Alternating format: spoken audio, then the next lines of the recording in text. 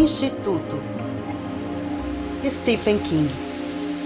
Narração: Dani Bernardo.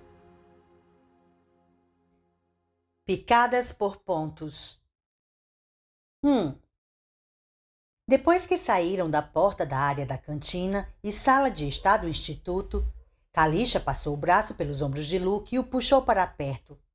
Ele pensou, torceu na verdade, que ela fosse lhe dar outro beijo, mas ela só sussurrou ao pé do ouvido. Os lábios dela tocaram sua orelha e lhe provocaram arrepios. Fale sobre o que quiser, mas não diga nada sobre Maureen, tá? Nós achamos que eles escutam só às vezes, mas é melhor tomar cuidado. Não quero que ela fique encrencada. Maureen, tudo bem, a moça da limpeza. Mas quem eram eles? Luke nunca tinha se sentido tão perdido. Nem mesmo quando tinha 4 anos e se perdeu da mãe por uma eternidade de 15 minutos no Mall of America. Como Kalisha previra, os insetos o encontraram. Eram mosquitinhos pretos que voavam em volta da sua cabeça. A maior parte do parquinho era coberta de cascalho fino. A região da cesta de basquete, onde o garoto chamado George continuava arremessando a bola, era de asfalto. E a cama elástica estava cercada de uma coisa meio esponjosa para amortecer a queda de alguém que pulasse errado e caísse para o lado. Havia uma quadra de shuffleboard, uma rede de badminton, uma pista de cordas e um amontoado de cilindros coloridos que as crianças pequenas podiam usar para montar um túnel. Não que houvesse crianças tão pequenas assim para isso. Também havia balanços, gangorras e um escorrega. Um armário verde comprido ladeado por mesas de piquenique tinha uma placa que dizia: Jogos e equipamentos e favor guardar o que pegar. O parquinho era delimitado por uma cerca de arame com pelo menos 3 metros de altura, e Luke viu câmeras em 2 dos cantos. Estavam poeirentas, como se não recebessem limpeza havia um tempo. Depois da cerca, nada além de florestas, basicamente de pinheiros. A julgar pela espessura, Luke imaginava que cada árvore deveria ter uns 80 anos, mais ou menos. A fórmula, descoberta quando ele tinha uns 10 anos, em uma tarde de sábado, durante a leitura de Árvores da América do Norte, era bem simples. Não havia necessidade de ler os anéis.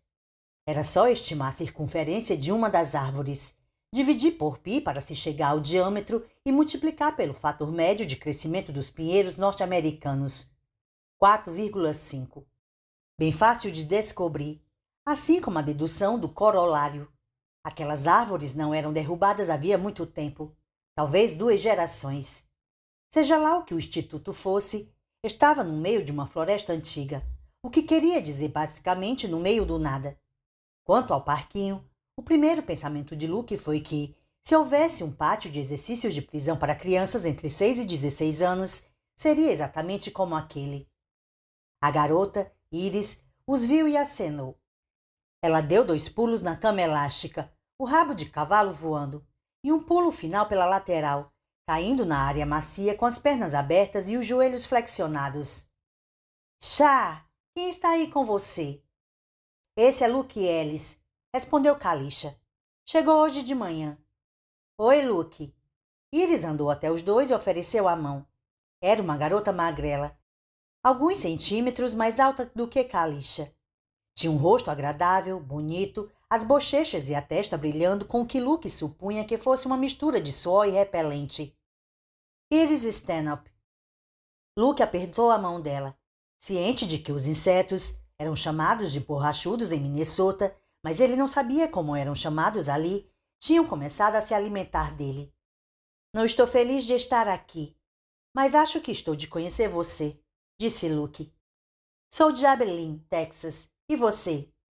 Minneapolis. Fica em... Eu sei onde é, interrompeu Iris. Terra de 1 bilhão de lagos. Alguma merda assim. George, gritou Kalisha. Cadê a educação, garoto? Venha até aqui. Vou sim, mas espere. Isso é importante. George encostou na linha, segurou a bola de basquete na altura do peito e começou a falar com uma voz baixa e carregada de tensão. Tudo bem, pessoal. Depois de 7 jogos difíceis, a hora é agora. Segunda prorrogação. Os Wizards estão a 1 ponto na frente dos Celtics. E George Iles, que acabou de sair do banco, tem a chance de vencer a partida da linha de lance livre. Se ele fizer uma cesta, os Wizards desempatam de novo. Se fizer as duas, vai entrar para a história. Colocar sua foto no hall da fama do basquete. Talvez ganhe um Tesla conversível. Teria que ser customizado, disse Luke. O Tesla não tem conversível, ao menos ainda não. George não deu ouvidos. Ninguém esperava ver Isles nessa situação, menos ainda o próprio Isles. Um silêncio sinistro se espalha pela capital One Arena. E aí alguém peida, gritou Iris, botando a língua entre os lábios e soprando. Um estrondo grandioso, e fedido também. Isles respira fundo, quica a bola 2 vezes, sua marca registrada. Além de uma boca de metralhadora, George tem uma vida fantasiosa muito ativa, disse Iris para Luke. Com o tempo você se acostuma. George virou o rosto para os 3. Isles lança um olhar de raiva para uma torcedora solitária dos Celtics que o perturba da área central. É uma garota que parece burra, além de ser muito, mas muito feia. Iris fez outro som de pum. Agora, Isles se vira para a cesta. Isles arremessa, bola no ar. Meu Deus, George, isso foi horrível, disse Kalisha. Empata logo o jogo ou perde para a gente poder conversar. Esse garoto não sabe o que aconteceu com ele. Como se a gente soubesse, disse Iris. George flexionou os joelhos e disparou. A bola rolou no ar, parou e caiu para fora. Os Celtics vencem! Os Celtics vencem! Gritou Iris, dando um pulo de líder de torcida e balançando pompons invisíveis. Agora vem cá dizer oi pro garoto novo. George se aproximou, espantando insetos no caminho. Era baixo e corpulento. E Luke imaginou que só em suas fantasias ele jogaria basquete profissional. Tinha os olhos de um azul pálido que fizeram Luke pensar nos filmes de Paul Newman e Steve McQueen, que ele e Rolf gostavam de ver no TCM. Ao lembrar disso, dos 2 deitados na frente da televisão comendo pipoca, ficou nauseado. Ei, garoto, como você se chama? Luke Ellis. Sou George Isles, mas você já deve saber por causa das garotas. Sou um deus para elas. Kalisha botou a mão na cabeça como se estivesse doendo. Iris mostrou o dedo do meio. Um deus do amor. Mas Adonis, não o Cupido, observou Luke, entrando um pouco na brincadeira, ou tentando pelo menos. Adonis é o deus do desejo e da beleza. Se você diz, o que achou desse lugar até agora? Uma merda, né? O que é este lugar? Kalisha chama de instituto. Mas o que isso quer dizer? Podemos chamar de lá da Sra. Sagesby para crianças desobedientes com poderes psíquicos, disse Iris e cuspiu. Não era como entrar na metade de um filme. Era como entrar no meio da 3ª temporada de uma série de televisão, e uma com um enredo complicado. Quem é a Sra. Sagesby? A vaca rainha, respondeu George. Você vai conhecer ela, e já aviso logo para não bancar o engraçadinho. Ela não gosta quando fazem isso com ela. Você é TP ou TC? Perguntou Iris. TC, suponho. Na verdade, era bem mais do que suposição. Às vezes as coisas se mexem perto de mim e, como não acredito em poltergeist, imagino que seja eu mesmo. Mas isso não poderia ser suficiente para... Ele parou de falar. Não poderia ser suficiente para eu vir parar aqui, era o que estava pensando. Mas ele estava ali. TC positivo? Perguntou George e foi para uma das mesas de piquenique. Luke foi logo atrás, seguido das 2 garotas. Ele era capaz de calcular a idade aproximada da floresta em volta. Sabia o nome de 100 bactérias. Era capaz de falar sobre Hemingway, Faulkner ou Voltaire para aquelas crianças, mas nunca tinha se sentido tão lerdo em comparação aos outros. Não tenho ideia do que isso quer dizer. Eles chamam gente como eu e George de pós, os técnicos, os cuidadores e os médicos. Não é pra gente saber, disse Kalisha. Mas a gente sabe, acrescentou Iris. É o que chamamos de segredo aberto. TC e TP positivos conseguem fazer o que bem entendem, ao menos em uma parte do tempo. O resto de nós não consegue. Comigo, as coisas só se mexem quando estou com raiva ou muito feliz ou levo um susto. Então é involuntário, como o espirro. Por isso eu sou mediana. Eles chamam os TCs e TPs medianos de rosas. Por quê? Perguntou Luke. Porque, se você é comum, tem um pontinho rosa nos papéis na sua pasta. Não é pra gente ver o que tem nas pastas também, mas eu vi a minha um dia. Às vezes eles são descuidados.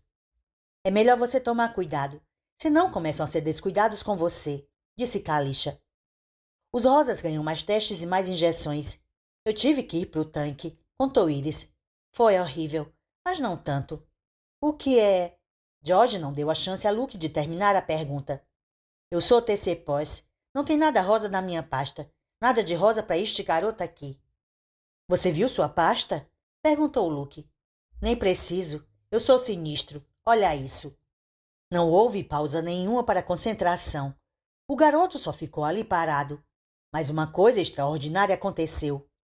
Pareceu extraordinária a Luke, pelo menos, apesar de nenhuma das garotas parecer impressionada. As nuvens de borrachudos voando em volta da cabeça de George se afastaram para trás, formando uma espécie de cauda de cometa, como se eles tivessem sido atingidos por um sopro forte de vento. Só que não havia vento. Está vendo? Se gabou ele. TC Pós em ação. Só que não dura muito. Era verdade. Os borrachudos já tinham voltado a voar em volta dele, e só não o atacavam por causa do repelente que ele tinha passado. O segundo arremesso que você lançou, disse Luke. Você poderia ter feito entrar na cesta? George balançou a cabeça, parecendo lamentar.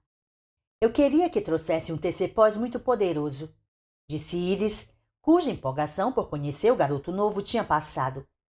Ela parecia cansada, assustada e mais velha do que a idade que tinha, que Luke avaliou como uns 15 anos. Um que pudesse nos teletransportar para fora daqui. Ela se sentou em um dos bancos da mesa de piquenique e colocou a mão sobre os olhos. Kalisha se sentou ao lado e passou o braço em volta dela. Não, querida, pare com isso. Vai ficar tudo bem. Não vai não, lamentou Iris. Olha isso. Eu virei uma peneira. Ela esticou os braços. Havia 2 bandetes no esquerdo e 3 no direito. Ela esfregou os olhos e fez o que Luke achava que era uma expressão neutra. E aí, garoto novo? Você consegue mover as coisas de propósito? Luke nunca tinha conversado sobre essa coisa de mente sobre matéria, também conhecida como telecinésia, sem ser com os pais. Sua mãe dizia que acabaria assustando as pessoas se elas soubessem. Seu pai dizia que essa era a coisa menos importante sobre ele. Luke concordava com as 2 afirmações, mas aquelas crianças não estavam assustadas e naquele lugar a coisa era importante. Isso estava claro. Não consigo nem balançar as orelhas. Eles riram e Luke relaxou. O lugar era estranho e assustador, mas pelo menos aquelas pessoas pareciam legais. De vez em quando as coisas se mexem, só isso. Pratos ou talheres. Às vezes uma porta se fecha sozinha. 1 ou 2 vezes o abajur da minha mesa de estudos se acendeu. Nunca é nada grande. Eu nunca nem tive certeza se era eu. Achei que podiam ser correntes de ar ou tremores profundos de terra. Estavam todos o encarando com olhos arregalados. Tudo bem, eu tinha certeza, admitiu Luke. Meus pais também. Mas nunca foi nada demais. Talvez tivesse sido, pensou, se ele não fosse absurdamente inteligente. O garoto aceito não em uma, mas em 2 faculdades aos 11 anos. Imagine que você tem um filho de 7 anos capaz de tocar piano como Van Cliburn. Alguém se importaria se o garoto também soubesse fazer alguns truques de cartas? Ou balançar as orelhas? Mas isso era uma coisa que ele não podia dizer para George, Iris e Kalisha. Pareceria que ele estava se gabando. Você está certo. Não é nada demais, disse Kalisha com veemência. É isso que é tão errado. Nós não somos a Liga da Justiça nem os X-Men. Nós fomos sequestrados? Perguntou Luke, rezando para eles rirem. Rezando para um deles dizer claro que não. Bom, Dan, disse George. Só porque você consegue espantar insetos por 2 segundos? Porque... Ele pensou na travessa caindo na mesa do Rocket Pizza. Por que de vez em quando eu entro em um lugar e a porta se fecha depois que eu passo? Bom, se eles estivessem capturando as pessoas pela aparência, Iris e Chá não estariam aqui. Alfinetou George. Babacão, disse Kalisha. George sorriu. Uma resposta extremamente sofisticada, junto com chupa meu pau. Às vezes mal posso esperar para você ir logo para a parte de trás, disse Iris. Deus provavelmente vai me fulminar por isso, mas... Espera, disse Luke. Só espera. Começa do começo. Aqui é o começo, amigão, disse uma voz atrás deles. Infelizmente, também deve ser o final. 2. Luke avaliou a idade do recém-chegado em uns 16 anos, mas depois descobriu que errou por 2 anos a mais. Nick Wilhelm era alto e tinha olhos azuis, a cabeça cheia de um cabelo desgrenhado que era mais preto do que o preto e pedia uma dose extra de shampoo. Estava usando uma camisa de botão amassada por cima de um short amassado, meias brancas esticadas até as panturrilhas e tênis muito sujos. Luke se lembrou de Maureen dizendo que ele era o chiqueirinho dos quadrinhos do Peanuts. Os outros estavam olhando para ele com um respeito cauteloso, e Luke percebeu isso na mesma hora. Kalisha, Iris e George estavam tão infelizes de estarem ali quanto o próprio Luke, mas procuravam ser otimistas. Com exceção do momento em que Iris hesitou, eles emitiam uma energia meio boba de ver o lado bom das coisas. Não era esse o caso com aquele cara. Nick não parecia com raiva no momento, mas estava claro que tinha estado num passado não muito distante. Tinha um corte em cicatrização no lábio inferior inchado, os restos de um olho roxo e um hematoma recente na bochecha. Um brigão, portanto. Luke tinha visto alguns na vida. Havia até uns na escola Broderick. Ele e Rolf se mantinham à distância, mas se aquele lugar era a prisão que Luke estava começando a desconfiar que era, não haveria como ficar longe de Nick Wilhelm. Mas os outros 3 não pareciam ter medo dele, e isso era um bom sinal.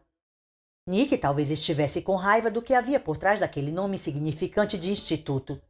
Mas com os colegas ele parecia apenas intenso, concentrado. Ainda assim, as marcas no seu rosto sugeriam possibilidades desagradáveis, principalmente se ele não fosse brigão por natureza. E se tivessem sido feitas por um adulto? Se um professor fizesse uma coisa assim, não só na Broad, mas em qualquer outro lugar, seria demitido, provavelmente processado e talvez até preso. Ele pensou em Kalisha dizendo, não estamos mais no Kansas Totó. Sou Luke Ellis. Ele esticou a mão, sem saber direito o que esperar. Nick o ignorou e abriu o armário verde de equipamentos. Você joga xadrez, Ellis? Esses 3 são péssimos. Dona Gibson ao menos me proporcionava um joguinho razoável, mas ela foi para a parte de trás há 3 dias. E não vamos mais ver ela, acrescentou George com tristeza. Eu jogo, disse Luke, mas não estou muito afim agora. Quero saber onde estou e o que acontece aqui. Nick pegou um tabuleiro de xadrez e uma caixa com peças dentro. Arrumou as peças rapidamente, espiando entre as mechas de cabelo que caíam nos olhos em vez de empurrá-las para trás. Você está no instituto, em algum lugar nas florestas do Maine. Não é nenhuma cidade, só coordenadas no mapa. TR-110. Já ouviu isso de algumas pessoas. Donna também, e Pete Little John também. Ele é outro TP que foi para a parte de trás. Parece que Pete já foi há um tempão, mas foi só na semana passada, disse Kalisha com tristeza. Lembra de todas aquelas espinhas? E de como os óculos dele ficavam escorregando? Nick não prestou atenção. Os cuidadores do zoológico não tentam esconder, nem negar. Por que fariam isso se trabalham com crianças TP todos os dias? E eles nem se preocupam com as coisas que querem deixar em segredo porque nem chá consegue ir fundo. E olha que ela é bem boa. Consigo marcar 90% nas cartas de Zinner quase todos os dias, disse Kalisha, sem se gabar, só contando. Eu saberia dizer o nome de sua avó se você botasse na parte da frente da mente, mas a frente é o máximo que consigo alcançar. O nome da minha avó é Rebeca, pensou Luke. Rebeca, afirmou Kalisha e, quando viu a expressão de surpresa de Luke, teve uma crise de risadinhas que a fez parecer a criança que ela tinha sido não muito tempo antes. Você fica com as peças brancas, avisou Nick. Eu sempre jogo com as pretas. Nick é nosso fora da lei honorário, disse George. E tem as marcas que provam, acrescentou Kalisha. Não adianta nada para ele, mas ele não consegue evitar. Por exemplo, o quarto dele é uma bagunça. Outro ato de rebelião infantil que só dá mais trabalho para Maureen. Nick se virou para a garota negra sem sorrir. Se Maureen fosse mesmo a santa que você acha que é, ela nos tiraria daqui, ou contaria tudo para a polícia mais próxima. Kalisha balançou a cabeça. Caia na real. Se você trabalha aqui, você faz parte de tudo, do bom ou do ruim. Do horrível ou do legal, acrescentou George, parecendo solene. Além do mais, a polícia mais próxima deve ficar a 1 zilhão de quilômetros, disse Iris. Já que você parece ter se escolhido como explicador, Nick, por que não conta tudo para o garoto? Caramba, você não lembra como é estranho acordar aqui num quarto que parece o seu? Nick se encostou e cruzou os braços. Luke por acaso viu como Kalisha estava olhando para ele e pensou que, se ela algum dia beijasse Nick, não seria só para passar catapora. Beleza, Alice. Vou contar o que sabemos. Ou o que achamos que sabemos. Não vai demorar. Garotas, fiquem à vontade para colaborar. George, fica de boca calada se tiver vontade de soltar um ataque de baboseira. Valeu, disse George. Depois disso, vou deixar você dirigir meu Porsche. Kalisha é quem está aqui há mais tempo, começou Nick. Por causa da catapora. Quantas crianças você viu durante esse tempo, Chá? Ela pensou. Umas 25, talvez um pouco mais. Nick assentiu. Nós somos de todos os cantos. Chá é de Ohio, Iris é do Texas, George é do Quinto dos Infernos, Montana. Sou de Billings, interrompeu George. Uma cidade bem respeitável. Primeiro, eles nos marcam como se fôssemos aves migratórias ou malditos búfalos. Nick empurrou o cabelo para trás e dobrou o lóbulo da orelha para a frente, mostrando um círculo de metal brilhante do tamanho de metade de uma moeda de 10 centavos. Eles nos examinam, nos testam, nos dão as picadas por pontos, que são as injeções para ver pontos. Nos examinam de novo e fazem mais testes. Os rosas recebem mais injeções e mais testes. Eu fui parar no tanque, disse Iris de novo. 3 vivas para você, disse Nick. Se somos pós, eles nos obrigam a fazer truques idiotas. Eu, por acaso, sou TC pós, mas o George Boca de Metralhadora aqui é um pouco melhor do que eu. E tinha um garoto aqui, não me lembro o nome dele, que era ainda melhor do que o George. Bob Washington, disse Kalisha. Um garoto negro pequeno, de uns 9 anos, que conseguia empurrar seu prato da mesa. Ele já foi embora há... Há quanto tempo, Nick? 2 semanas? Um pouco menos, disse Nick. Se fossem 2 semanas, teria sido antes da minha chegada. Ele estava aqui uma noite no jantar, prosseguiu Kalisha, e foi levado para a parte de trás no dia seguinte. Puf! Uma hora ele está aqui, na outra não está mais. Devo ser a próxima. Acho que estão acabando todos os testes. Mesma situação aqui, disse Nick com amargura. Acho que vão ficar felizes de se livrarem de mim. Pode riscar o acho dessa frase, disse George. Eles nos dão injeções, contou Iris. Algumas doem, outras não. Algumas fazem coisas com você, outras não. Tive uma febre depois de uma delas e tive uma dor de cabeça horrível. Comecei a achar que peguei a catapora da Chá, mas passou em um dia. Eles ficam dando injeções até você ver os pontos e ouvir o zumbido. Para você foi fácil, disse Kalisha para ela. 2 garotos. Tinha aquele chamado Morte. Não me lembro do sobrenome dele. O que tirava a meleca, disse Iris. O que andava com o Bob Washington. Também não me lembro do sobrenome do Morte. Ele foi para a parte de trás uns 2 dias depois que eu cheguei. Só que talvez não tenha ido, sugeriu Kalisha. Ele não ficou aqui por muito tempo e começou a ter bolinhas depois de uma das injeções. Ele me contou na cantina. Disse que o coração estava disparado. Acho que ele pode ter ficado muito mal. Ela fez uma pausa. Pode até ter morrido. George estava olhando para ela com consternação e olhos arregalados. Não vejo problema em cinismo e raiva de adolescente. Mas me diz que você não acredita nisso de verdade. Bom, eu não quero, disse Kalisha. calem a boca, vocês todos, ordenou Nick. Ele se inclinou por cima do tabuleiro e olhou para Luke. Eles nos sequestram, sim. Porque temos poderes psíquicos, sim. Como eles nos encontram, não sei. Mas só pode ser uma operação grande. Porque este lugar é grande. É uma porra de um complexo. Tem médicos, técnicos, os tais dos cuidadores. Parece um pequeno hospital na floresta. E tem segurança, acrescentou Kalisha. Tem mesmo. O responsável pela segurança é um escroto grande, careca, chamado Stackhouse. Isso é loucura, disse Luke. Nos Estados Unidos? Não estamos nos Estados Unidos. Estamos no reino do Instituto. Quando você for ao refeitório almoçar, Alice, olhe pelas janelas. Você vai ver muitas outras árvores, mas, se olhar bem, também vai ver outro prédio. É de concreto verde, igual a este. Se mistura com as árvores, eu acho. Lá fica a parte de trás. É para onde somos encaminhados depois que os testes e as injeções acabam. O que acontece lá? Foi Kalisha quem respondeu. Não sabemos. Luke estava prestes a perguntar se Maureen sabia. Estava na ponta da língua, mas aí se lembrou do que Kalisha tinha sussurrado no seu ouvido. Eles escutam. Nós sabemos o que eles contam, disse Iris. Eles dizem que tudo vai ficar bem. Nick gritou isso tão alto e tão de repente que Luke se encolheu e quase caiu do banco. O garoto de cabelo preto se levantou e parou, olhando para a lente poeirenta de uma das câmeras. Luke se lembrou de outra coisa que Kalisha tinha dito. Ah, e quando você conhecer Nick, não se preocupe se ele começar a falação. É assim que ele desabafa. Eles são como missionários vendendo Jesus para um bando de índios que são tão ingênuos? Arriscou Luke.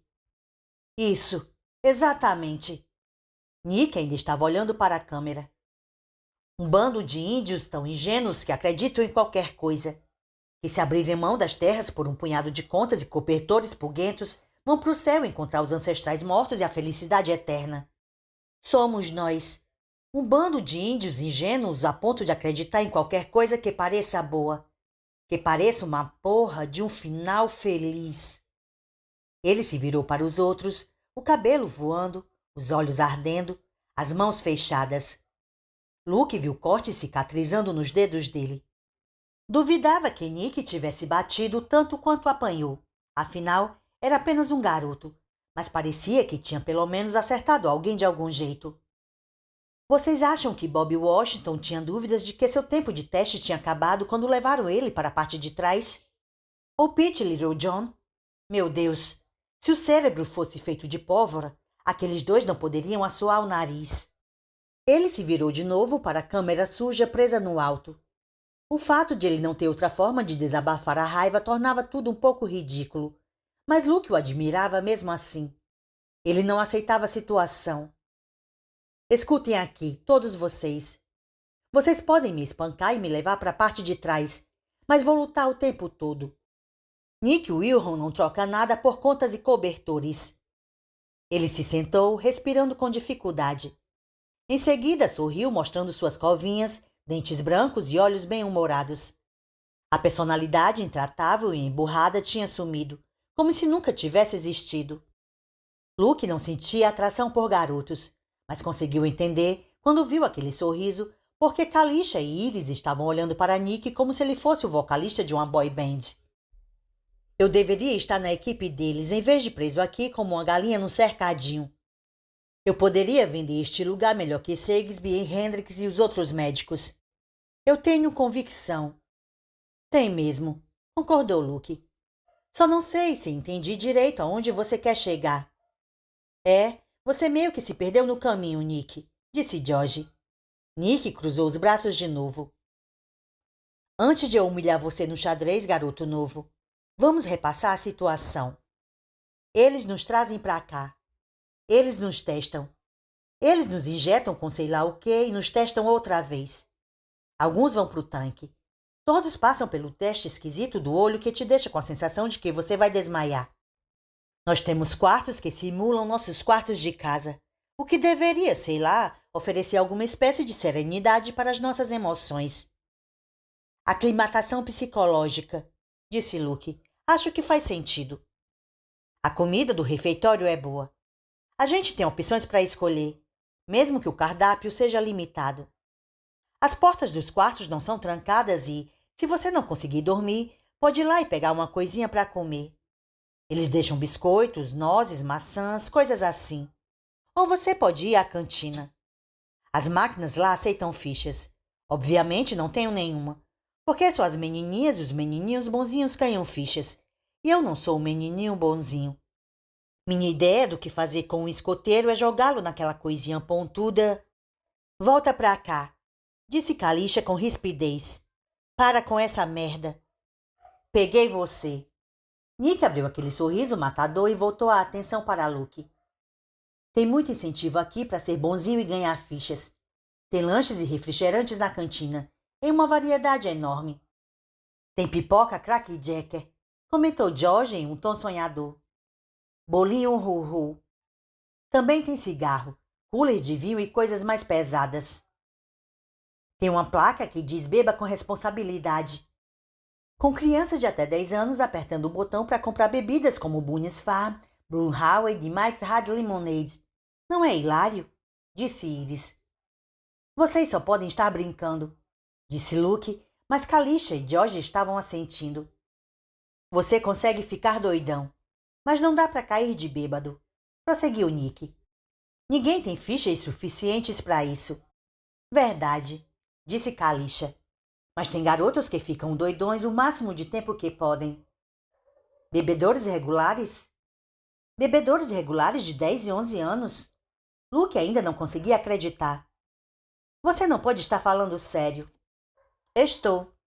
Tem gente que faz tudo o que mandam para poder comprar bebida todos os dias. Não estou aqui há tempo suficiente para fazer um estudo sobre o assunto ou algo do tipo. Mas a gente ouve as histórias de quem estava aqui antes. Além do mais, lembrou Iris, muitos estão trabalhando no hábito do tabaco. Era um absurdo, mas Luke achava que fazia um sentido meio doido. Ele pensou no retórico autor romano das sátiras Juvenal, que disse que, se o povo recebesse pão e circo, ficaria feliz e não causaria problemas. Ele achava que a mesma lógica podia valer para bebida e cigarros, principalmente quando oferecidos para crianças assustadas, infelizes e trancafiadas. Essas coisas não interferem nos testes? Como a gente não sabe para que são os testes, é difícil dizer, respondeu George. Eles só parecem querer que você veja os pontos e ouça o zumbido. Que pontos? Que zumbido? Você vai descobrir, disse George. Essa parte não é tão ruim. Chegar lá é que mata. Odeio as injeções. 3 semanas, mais ou menos, acrescentou Nick. É o tempo que a maioria das pessoas fica na parte da frente. Pelo menos é o que a Chá acha. E ela é quem está aqui há mais tempo. Depois vamos para a parte de trás. Depois, é o que dizem, somos interrogados e nossas lembranças daqui são apagadas. Ele abriu os braços e levantou a mão para o céu, os dedos abertos. Depois disso, crianças, nós vamos para o céu. Limpos, exceto talvez por um hábito de um maço por dia. Aleluia. Ele quer dizer de volta para casa, para os nossos pais, disse Iris baixinho. Onde seremos recebidos de braços abertos, ironizou Nick. Sem perguntas. Só bem-vindos de volta e vamos comer no Chuck E. Cheese para comemorar. Parece realista para você, Alice? Não parecia. Mas nossos pais estão vivos, né? Luke não sabia como a pergunta tinha soado para os outros, mas para ele sua voz soou muito baixa. Ninguém falou nada, só olharam para ele. E isso já era a resposta suficiente. 3. Houve uma batida na porta da sala da Sra. Sagesby. Ela convidou o visitante a entrar, sem afastar os olhos do monitor do computador. O homem que apareceu era quase tão alto quanto o Dr. Hendricks, mais 10 anos mais novo e com uma forma física bem melhor. Era musculoso e tinha ombros largos. O crânio era liso, raspado e cintilante. Ele usava calça jeans e uma camisa azul, as mangas dobradas exibindo os admiráveis bíceps. Havia um coldre em um quadril, com uma vara curta de metal aparecendo. O grupo vermelho rubi chegou. caso você queira conversar com ele sobre a Operação Alice. Algo urgente ou fora do comum durante a operação, Trevor? Não, senhora, não mesmo. Por sinal, se eu estiver incomodando, posso voltar depois. Não está incomodando. Só preciso de um minuto. Nossos residentes estão contando tudo para o garoto novo. Venha ver. A mistura de mito e observação é bem divertida. Uma coisa meio o Senhor das Moscas. Trevor Stackhouse contornou a mesa. Avistou Wilhelm, o merdinha mais problemático que já conhecera, de um lado do tabuleiro de xadrez, todo montado. O garoto novo estava sentado do outro lado. As garotas estavam perto. Boa parte da atenção grudada, como sempre, em Wilhelm. Lindo, mal-humorado, rebelde, um James Dean moderno. Ele seria levado em breve. Stackhouse mal podia esperar para Hendricks assinar aquela saída. Quantas pessoas vocês acham que trabalham aqui, no total? Perguntou o garoto novo. Iris e Kalisha, também conhecida como garota da catapora, se olharam. Foi Iris que respondeu. 50? Acho que pelo menos isso. Tem os médicos, os técnicos e os cuidadores. O pessoal do refeitório. 2 ou 3 zeladores, disse Wilhelm. E as faxineiras. Como Maureen agora. Porque somos só 5. Quando tem mais gente, põe mais 2. Talvez venham da parte de trás, não sei bem. Com essa gente toda, como consegue manter o local em segredo? Perguntou Alice. Para começar, onde as pessoas estacionam o carro. Interessante, comentou Stackhouse. Acho que ninguém nunca perguntou isso. A senhora Shakespeare assentiu. Esse aí é muito inteligente, e não apenas estudioso, ao que parece. Agora, quero ouvir isso. Tem que ficar, entende a lógica? Perguntou Luke. Como serviço militar. O que significa que isso é uma instalação do governo? Tipo uma daquelas prisões secretas, para onde levam os terroristas que vão ser interrogados. Além da cura pela água com um saco na cabeça, acrescentou Wilhelm. Nunca ouvi falar de terem feito isso com o pessoal daqui, mas não descarto a possibilidade. Eles têm o tanque, disse Iris.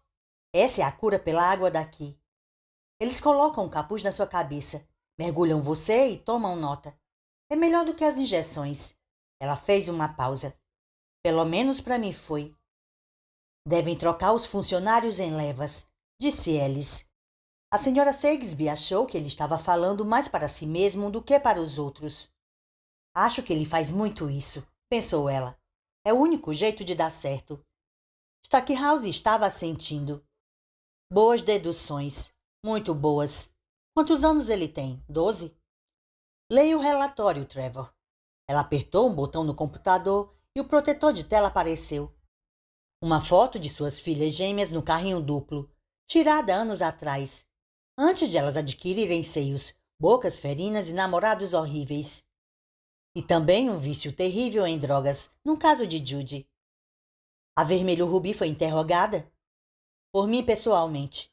Quando a polícia olhar o computador do garoto, vai descobrir que ele andou pesquisando histórias de filhos que matam os pais. Não muitas, só umas, 2 ou 3. Procedimento padrão de operação, em outras palavras. Sim, senhora. Se não estiver quebrado, não tenho que consertar. Stackhouse abriu um sorriso que ela achou quase tão encantador quanto o de Wilhelm, quando o garoto o usava na potência máxima. Quase. Nick era um verdadeiro imã de garotas. Ao menos por enquanto. Você quer ver a equipe ou só o relatório da operação?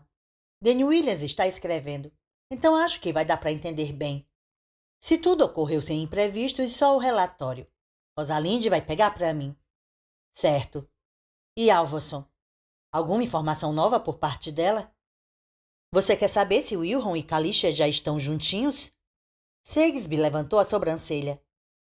Isso é pertinente à sua missão de segurança, Trevor? Estou cagando se estão juntinhos ou não.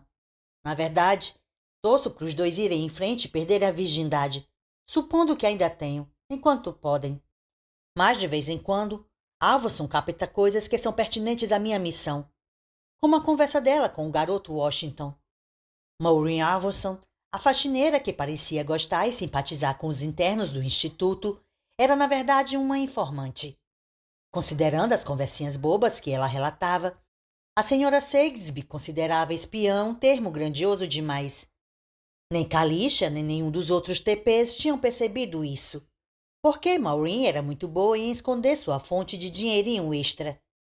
O que a tornava particularmente valiosa era a ideia, plantada com todo o cuidado, de que certas áreas do Instituto, o canto sul do refeitório e uma pequena área perto das máquinas da cantina, para citar duas, eram zonas mortas de vigilância de áudio. Eram aqueles os lugares onde Alvonson ouvia os segredos dos garotos e das garotas. Em geral, coisas bobas, mas às vezes havia uma pepita de ouro na peneira. O garoto Washington, por exemplo, que confidenciou a Maureen que estava pensando em cometer suicídio. Nada de informação nova, disse Sagsby. Vou manter você avisado se ela passar alguma coisa que acho que pode ser do seu interesse, Trevor. Tudo bem. Eu só estava perguntando. Entendido. Agora vá. Tem um trabalho a fazer. 4. Que se foda essa merda, disse Nick, sentando-se no banco de novo e finalmente tirando o cabelo dos olhos. A campainha vai tocar daqui a pouco e vou ter que fazer um teste nos olhos e olhar para a parede branca depois do almoço. Vamos ver do que você é capaz, Alice. Pode começar. Luke nunca tinha sentido tão pouca vontade de jogar xadrez. Tinha 1000 outras perguntas, a maioria sobre as picadas por pontos, mas talvez aquela não fosse a hora certa. Afinal, podia estar havendo uma sobrecarga de informação. Ele moveu o peão da frente do rei 2 casas. Nick fez o mesmo. Luke respondeu com o bispo do rei, ameaçando o peão do rei de Nick. Depois de um momento de hesitação, Nick moveu a rainha por 4 casas diagonais e isso acabou com o jogo. Luke moveu a própria rainha. Esperou que Nick fizesse uma jogada que não importava e empurrou a rainha para perto do rei de Nick, bem pertinho. Nick franziu a testa para o tabuleiro. Cheque-mate? Em 4 jogadas? Isso é sério? Luke deu de ombros. Se chama mate pastor e só funciona para quem joga com o branco. Da próxima vez, você vai perceber e vai reagir. A melhor forma é movendo o peão da sua rainha 2 casas para frente ou o peão do rei 1 para frente. Se eu fizer isso, você ainda consegue me vencer? Talvez. A resposta diplomática. A verdade era, é claro. Caramba! Nick ainda estava estudando o tabuleiro. Que esperteza! Quem te ensinou? Eu li uns livros. Nick levantou o rosto. Pareceu ver Luke de verdade pela primeira vez e fez a mesma pergunta de Kalisha. O quanto você é inteligente? O suficiente para ganhar de você. Alfinetou Iris, o que poupou Luke de ter que responder. Naquele momento, soou um apito suave de 2 notas. Ding-dong. Vamos almoçar, disse Kalisha. Estou morrendo de fome. Vem, Luke. O perdedor guarda o jogo. Nick fez uma arminha com a mão na direção dela e um bang-bang com a boca, mas estava sorrindo. Luke se levantou e foi atrás das garotas. Na porta da cantina, George o alcançou e segurou seu braço.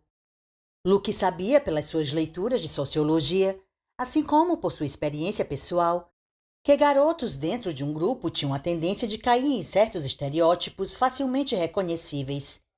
Se Nick Wilson era o rebelde do grupo, George era o palhaço.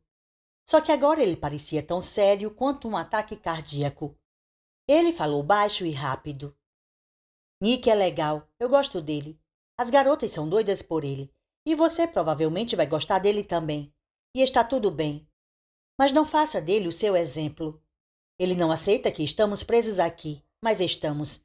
Então escolha suas batalhas. Os pontos, por exemplo. Quando você vir pontos, diz que viu. Quando não vir, diz que não viu. Não adianta mentir. Eles sabem. Nick se juntou a eles. O que você está dizendo, George? Ele queria saber de onde vêm os bebês, disse Luke. Eu mandei ele perguntar para você. Ah, meu Deus. Outro comediante do caralho. Era exatamente o que estava faltando por aqui. Nick segurou Luke pelo pescoço e fingiu estrangulá-lo, o que Luke esperava que fosse um sinal de afeto, talvez até de respeito. Vem, vamos comer. 5. O que seus novos amigos chamavam de cantina era uma parte da sala. do outro lado da televisão grande. Luke queria dar uma boa olhada nas máquinas, mas os outros estavam se movendo muito depressa e ele ainda não tivera uma chance. Ainda assim, ele reparou na placa que Iris tinha mencionado. Beba com responsabilidade. Talvez não estivessem de brincadeira sobre as bebidas. Não estamos mais no Kansas nem na Ilha dos Prazeres, pensou Luke. É o país das maravilhas. Alguém entrou no meu quarto no meio da noite e me jogou no buraco do coelho. O refeitório não era tão grande quanto o da escola Broderick, mas quase. Como só os 5 foram comer lá, o local pareceu maior. A maioria das mesas era para 4 pessoas, mas havia 2 maiores no centro. Uma delas tinha sido arrumada para 5 pessoas. Uma mulher de avental rosa e calça rosa combinando se aproximou e encheu copos de água. Como Maureen estava com um crachá. O dela dizia Norma. Como vocês estão, meus pintinhos? Perguntou ela. Ah, estamos ciscando direitinho, respondeu George com animação. E você? Estou bem, disse Norma. Você, por acaso, não tem um cartão de libertação da prisão, né? Norma abriu um sorriso controlado e voltou pela porta de vai e vem que supostamente levava para a cozinha. Por que eu me dou a esse trabalho? Disse George. Minhas melhores falas são desperdiçadas aqui. Desperdiçadas. Ele esticou a mão para a pilha de cardápios no meio da mesa e os distribuiu. No alto havia a data. Embaixo havia entrada, asinha de frango ou sopa de tomate, prato principal, hambúrguer de bisão ou chop suey americano e sobremesa, torta de maçã à la mode ou uma coisa chamada torta mágica de creme. Havia uma lista com 6 refrigerantes. Você pode pedir leite, mas não botam no cardápio, explicou Kalisha. A maioria só quer se for com cereal, no café. A comida é boa mesmo? Perguntou Luke. A natureza prosaica da pergunta, como se eles estivessem em um Sandals Resort com tudo incluso, trouxe de volta um sentimento de irrealidade e deslocamento. É sim, respondeu Iris. Às vezes eles nos pesam. Eu ganhei 2 quilos. Estão nos engordando pro abate, disse Nick, como João e Maria. Nas noites de sexta e nos almoços de domingo tem buffet livre, avisou Kalisha. Você pode comer à vontade. Como João e a porra da Maria, repetiu Nick, dando meia volta e olhando para a câmera no canto. Pode voltar, Norma. Acho que estamos prontos. Ela voltou na mesma hora, o que só aumentou a sensação de irrealidade. 6. Eles deviam estar olhando, quem quer que eles fossem, porque Luke mal tinha terminado a última garfada de torta quando uma mulher usando um daqueles quase uniformes rosa apareceu ao lado dele. Gleides, dizia o crachá dela. Luke, vem comigo, por favor. Ele encarou os outros 4. Kalisha e Iris não olharam para ele. Nick estava olhando para Gleides, os braços outra vez cruzados sobre o peito, com um sorriso leve. Por que você não volta depois, querida? Tipo no Natal. Posso te dar um chute de presente. Ela não prestou atenção. Luke, por favor. George foi o único quem o encarou diretamente. E o que Luke viu em seu rosto fez pensar nas palavras que ele lhe dissera quando saíram do parquinho. Escolha suas batalhas. Ele se levantou. Até mais, pessoal, eu acho. Kalisha disse com movimentos labiais, picadas por pontos. Embora Gleides fosse pequena e bonita, até onde Luke sabia ela era faixa preta e podia jogá-lo por cima do ombro se ele desse trabalho. Mesmo que não fosse, eles estavam olhando, e Luke não tinha dúvida de que reforços apareceriam em poucos segundos. Havia outra coisa também, uma coisa poderosa. Ele tinha sido criado para ser educado e obedecer aos mais velhos. Até mesmo naquela situação, eram hábitos difíceis de largar. Gleides o levou pelas janelas que Nick tinha mencionado. Luke olhou para fora e sim, havia outro prédio lá. Ele mal conseguia ver em meio às árvores, mas estava lá sim, a parte de trás. Luke olhou para trás antes de sair do refeitório, torcendo para encontrar algum sinal tranquilizador, um aceno ou até mesmo um sorriso de Kalisha. Não houve aceno, ninguém estava sorrindo. Todos estavam olhando para ele como no parquinho, Quando Luke perguntou se seus pais estavam vivos. Talvez eles não soubessem essa resposta. Não com certeza, mas sabiam para onde ele estava indo agora. Seja lá o que fosse, eles já tinham passado por isso. 7. Nossa, que dia lindo, não é? Perguntou Gladys, enquanto levava pelo corredor de concreto, passando pelo quarto de Luke. O corredor continuava por outra ala, mais portas, mais aposentos, mas eles viraram para a esquerda e foram para um anexo que parecia ser um lobby simples de elevadores. Luke, que costumava ter facilidade para conversas triviais, não disse nada. Tinha quase certeza de que era o que Nick faria naquela situação. Mas os insetos... Ah! Ela espantou insetos invisíveis e riu. É bom você usar muito repelente, ao menos até julho. Quando as libélulas se reproduzirem. Isso, exatamente. Ela soltou uma gargalhada. Para onde vamos? Você vai ver. Ela mexeu as sobrancelhas como quem diz, não vamos estragar a surpresa. As portas do elevador se abriram. 2 homens de camisa e calça azul saíram. Um era Joey e outro Haddad. Os 2 estavam carregando iPads. Oi, pessoal, cumprimentou Gladys com animação. Oi, garota, disse Haddad. Como vai? Bem. E você, Luke? Perguntou Joey. Já está se ajustando? Luke não disse nada. Vai nos dar gelo, é? Haddad estava sorrindo. Tudo bem agora. Mais tarde, talvez não. A questão é a seguinte, Luke. Se você nos tratar direito, vamos tratar você direito. Faça o que tem que fazer para se dar bem, acrescentou Joey. Palavras sábias. Vejo você mais tarde, Gladys. Isso aí. Você me deve uma bebida. Se você diz. Os homens seguiram o caminho. Gladys acompanhou Luke para dentro do elevador. Não havia números nem botões.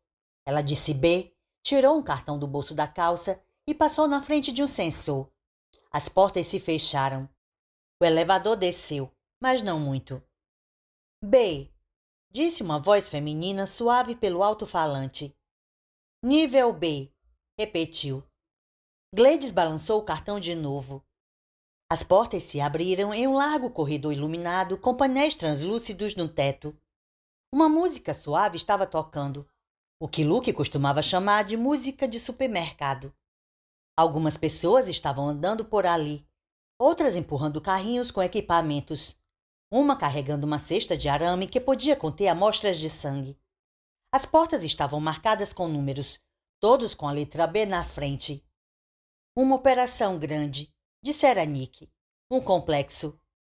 Ele só podia estar certo, porque se havia um nível B subterrâneo, fazia sentido que houvesse um C.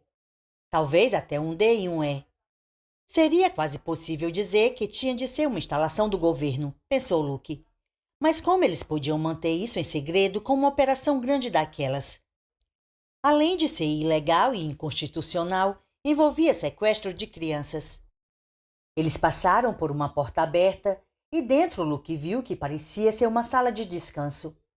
Havia mesas e máquinas vendendo lanches e bebidas, mas sem um cartaz dizendo beba com responsabilidade. 3 pessoas estavam sentadas a uma das mesas, um homem e 2 mulheres.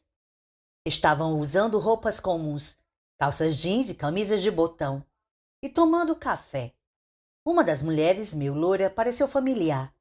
Primeiro, ele não soube por quê, mas então se lembrou de uma voz dizendo: Claro, o que você quiser. Era a última coisa de que se lembrava antes de acordar ali. Você, disse ele apontando para ela. Foi você.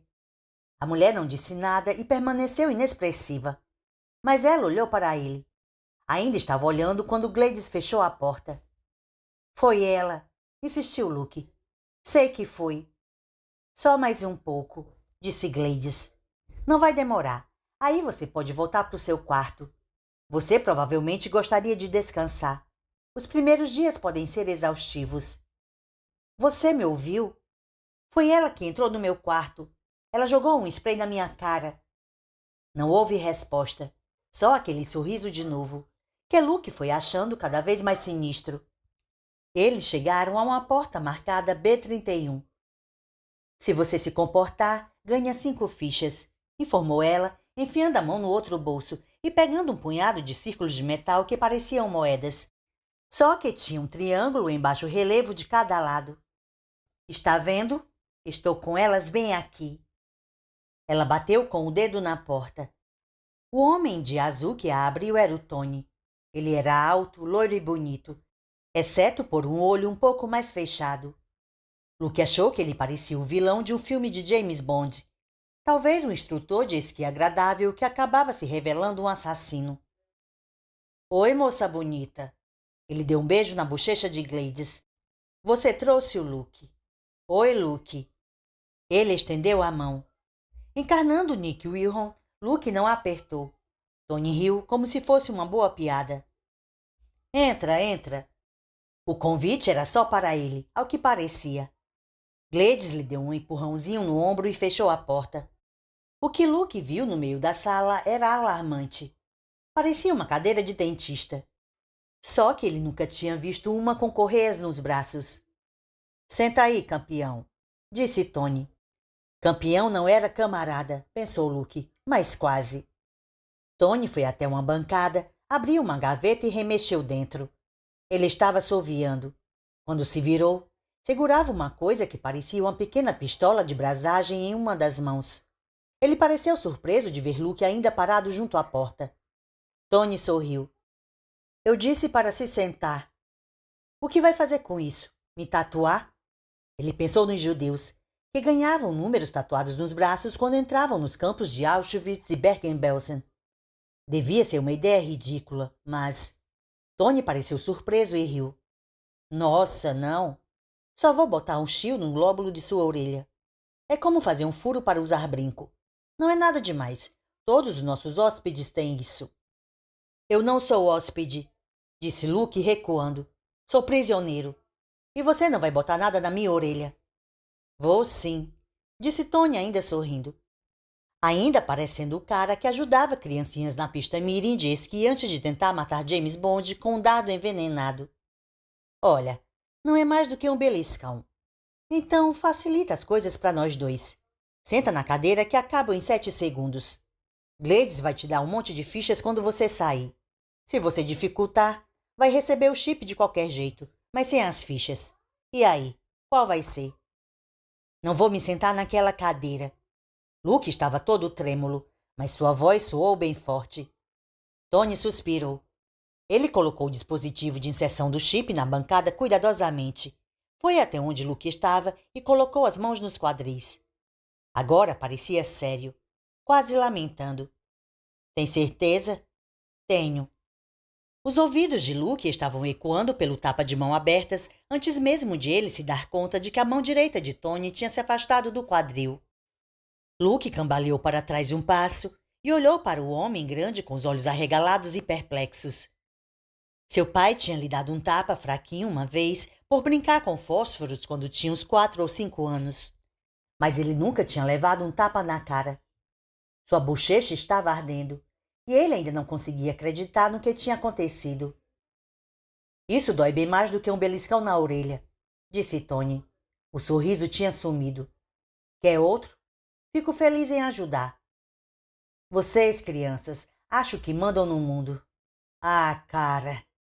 Pela primeira vez, Luke percebeu um hematoma azul pequeno no queixo de Tony e um pequeno corte no maxilar. Pensou no hematoma novo no rosto de Nick. Queria ter coragem de fazer o mesmo, mas não tinha. A verdade era que ele não sabia brigar.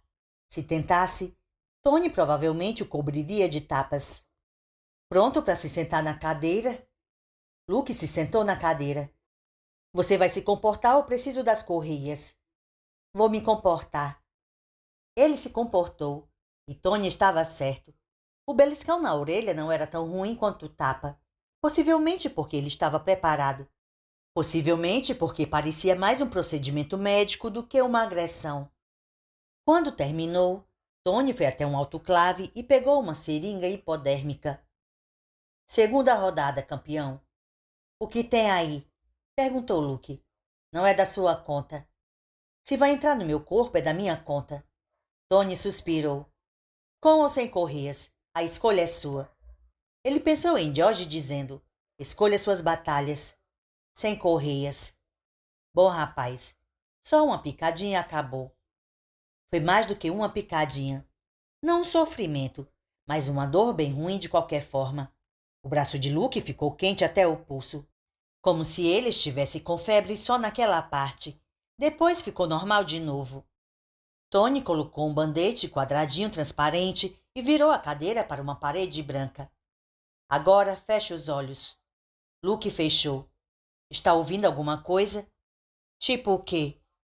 Para de fazer perguntas e responde a minha. Você está ouvindo alguma coisa? Fica quieto e me deixa prestar atenção. Tony ficou quieto. Luke prestou atenção. Alguém passou andando no corredor. E alguém riu. Acho que foi a Gladys. Mais nada? Não. Ótimo. Você está indo bem. Agora quero que conte até 20 e abra os olhos. Luke contou e abriu os olhos. O que está vendo? A parede. Mais nada? Luke pensou que Tony devia estar falando dos pontos. Quando você viu os pontos, diz que viu. Recomendar a George. Quando não vir, diz que não viu. Não adianta mentir. Eles sabem. Mais nada. Certeza? Sim. Tony deu um tapinha nas costas dele, fazendo Luke dar um pulo. Tudo bem, campeão. Acabamos aqui. Vou te dar um gelo para essa orelha. Tenha um ótimo dia. 8. Gladys estava à sua espera quando Tony abriu a porta da sala B31. Ela estava com aquele sorriso alegre de recepcionista profissional. Como se saiu, Luke? Tony respondeu por ele. Ele foi bem. É um bom garoto. É nossa especialidade. Gladys quase cantarolou. Tenha um bom dia, Tony. Você também, Gladys.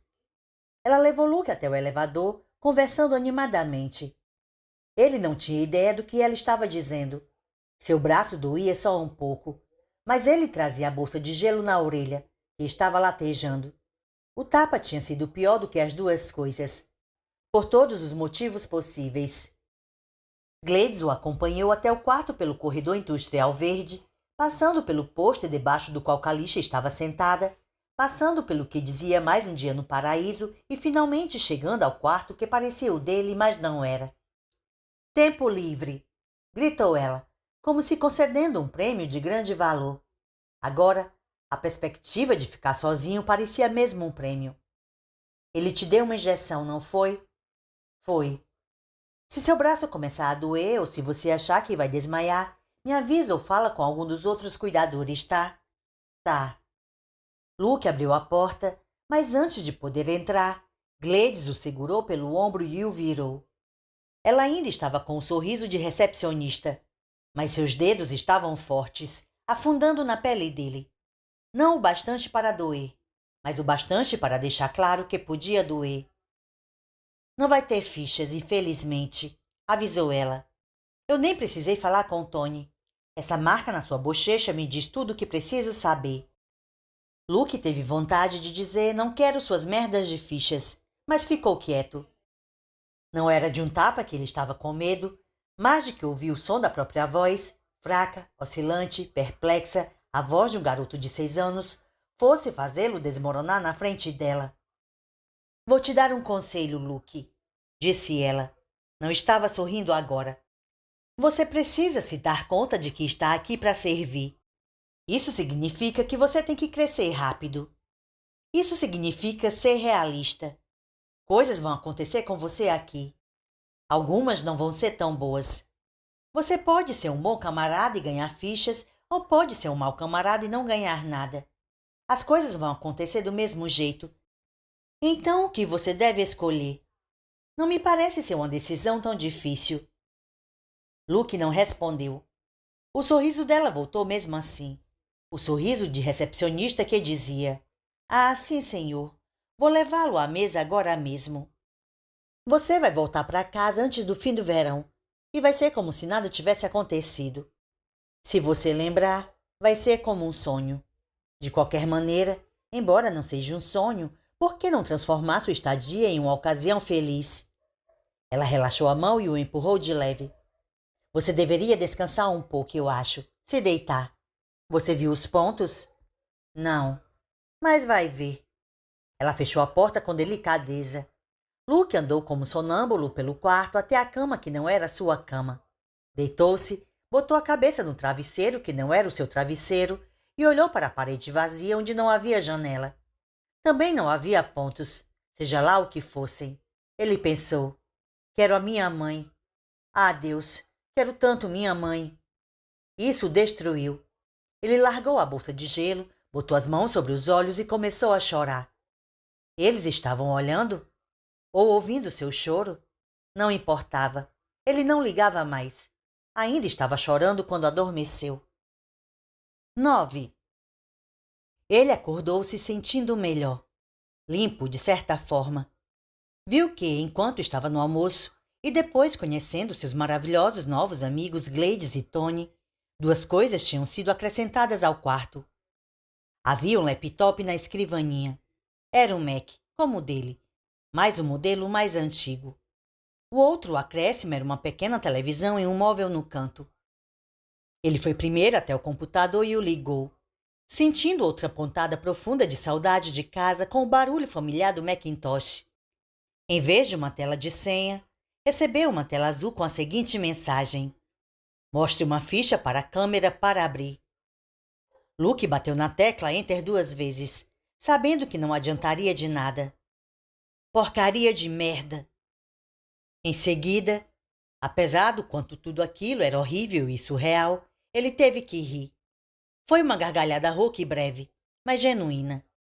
Ele não tinha sentido certa superioridade, talvez até certo desprezo, pela ideia de adolescentes fazendo qualquer coisa por fichas para comprar cooler de vinho e cigarros?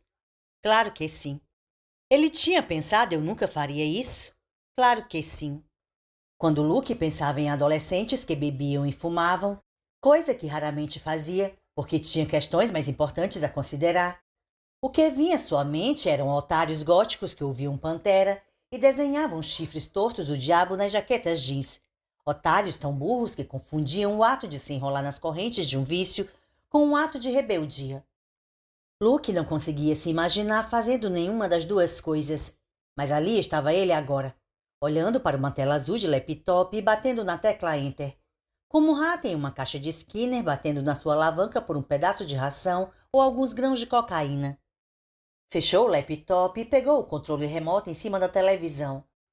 Esperava outra tela azul e outra mensagem dizendo que precisava de uma ou algumas fichas para ligá-la, mas deu de cara com Steve Harvey entrevistando David Hasselhoff, perguntando o que Hoff queria fazer antes de morrer.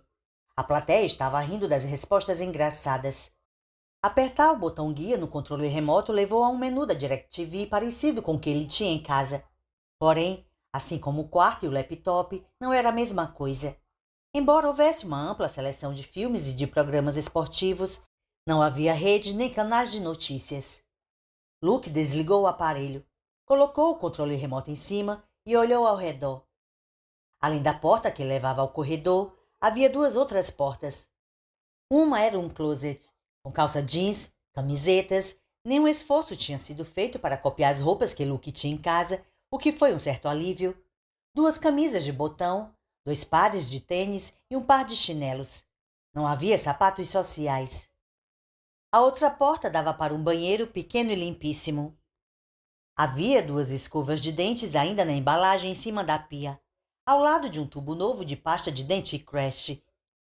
No armário lotado atrás do espelho, ele encontrou enxaguante bucal, Tilenol infantil com apenas 4 comprimidos na cartela, desodorante, repelente DIT Roll-On, band-aids e vários outros itens, alguns mais úteis do que outros. A única coisa que poderia ser considerada remotamente perigosa era um cortador de unha. Ele fechou a porta do espelho e olhou para o próprio reflexo. Seu cabelo estava desgrenhado e havia círculos escuros, círculos de porrada, Wolf teria dito, debaixo de seus olhos.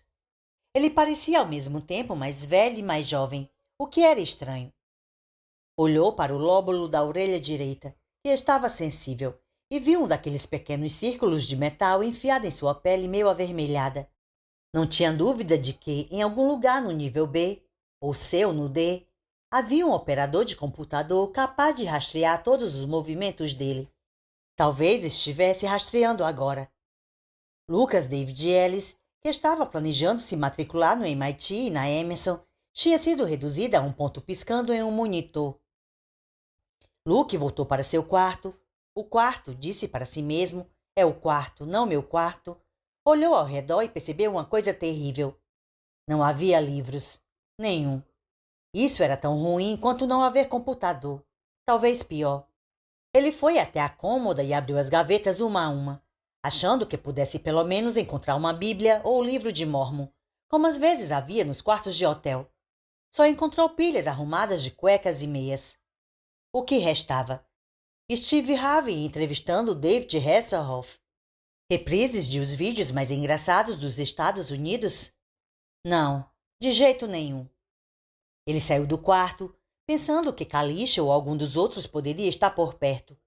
Só encontrou Maureen Alverson carregando lentamente pelo corredor a cesta de roupas, com pilhas dobradas de lençóis e toalhas. Parecia mais cansada e sem fôlego do que nunca. Oi, senhora Alverson. Posso empurrar para você? Seria muita gentileza de sua parte, respondeu ela com um sorriso. 5 novatos estão chegando. 2 hoje e 3 amanhã. E tenho que preparar os quartos. Vai por ali. Ela apontou na direção oposta à sala de estar e ao parquinho. Ele empurrou a cesta devagar, porque ela estava andando devagar. Por acaso a senhora não sabe como posso conseguir uma ficha, sabe, senhora Alverson?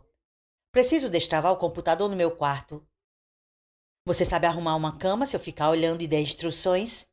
Claro, eu arrumo a minha cama em casa. Com as pontas como em leitos de hospital? Bom, não. Não importa, eu ensino. Se você fizer 5 camas para mim, vou te dar 3 fichas. É tudo que tenho nos bolsos.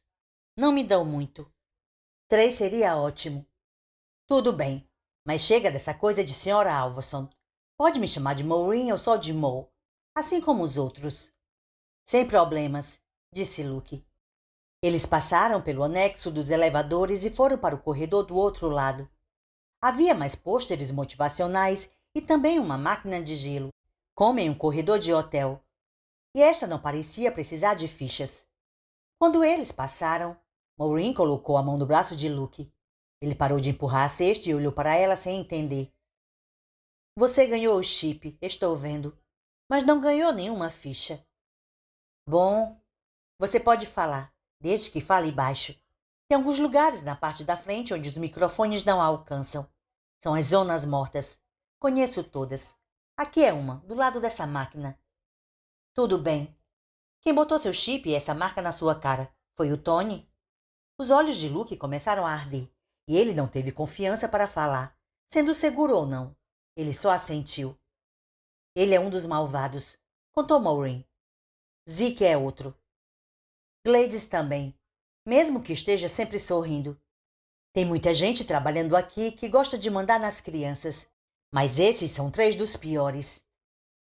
Tony me deu um tapa na cara, sussurrou Luke, com força. Ela bagunçou o cabelo dele. Era o tipo de coisa que mulheres mais velhas faziam com bebês e criancinhas, mas Luke não se importou. Foi um toque gentil. E naquele momento isso significava muito. Naquele momento, significava tudo.